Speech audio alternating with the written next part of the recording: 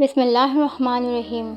تہجد وہ نماز یار ہے جس میں انسان رات کے اندھیرے میں اپنے رب سے ملاقات کرتا ہے۔ وہ نیند سے بیدار ہو کر اپنے رب کے آگے جھکتا ہے، مگر ضروری نہیں کہ کوئی بھی تہجد پڑھنے والا صرف محبوب کی محبت ہی مانگتا ہو، کیونکہ وہ جو اللہ ہے نا، اس کی محبت کچھ کم نہیں ہے۔ اس کی محبت تو دلوں کا سکون ہے، اس کی محبت تو آپ کی زندگی کا مقصد ہے، اس کی محبت میں بڑا سکون ہے۔ اور تہجد کی توفیق بھی اللہ انہیں ہی دیتا ہے جناب، جنہیں اللہ سے ملنے کی تڑپ ہوتی ہے، اللہ جن سے ملنا چاہتا ہے، جنہیں اللہ کو راضی کرنا ہوتا ہے۔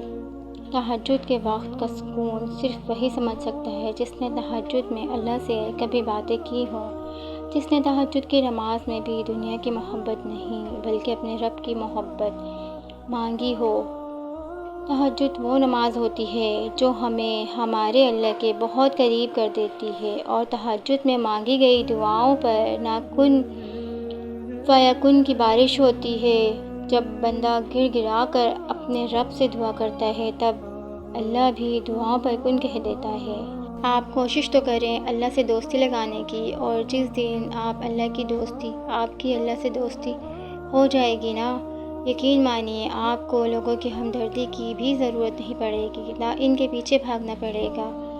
اس لیے نماز پڑھو، تہجد پڑھو اور اپنے رب سے دوستی لگا لو۔ کہانی کو اللہ تہجد تک تب لاتا ہے جب وہ چاہتا ہے کہ میرا بندہ مجھے منائے، مجھ سے باتیں کرے، میرے سامنے اپنی جھولی پھیلائے، تاکہ وہ اپنی مانگی ہوئی مرادوں پر آمین کہہ سکے۔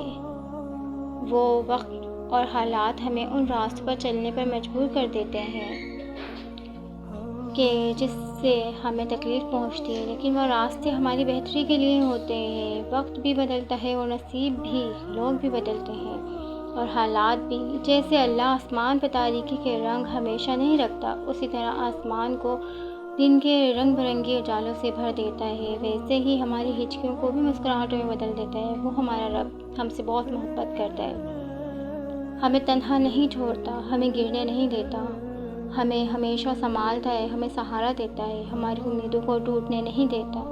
ہم اگر ٹوٹ کر بکھر بھی جائیں تو ہمیں سمیٹ لیتا ہے، ہمیں پھر سے اپنے قریب بلاتا ہے، ہمارے گناہوں کو ہم سے دور کر کے ہمیں توبہ کی توفیق دیتا ہے۔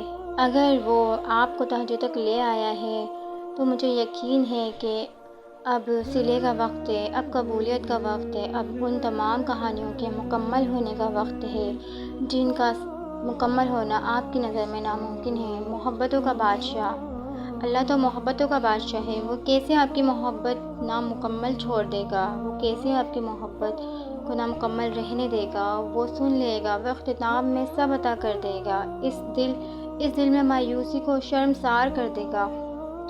تہجد کا وہ سجدہ اپنے آپ میں ہی بہت طاقت رکھتا ہے، اور وقت تہجد مانگی جانے والی دعاؤں کی شدت کا مقابلہ کوئی بھی نہیں کر سکتا، یہاں تک کہ نصیب بھی نہیں۔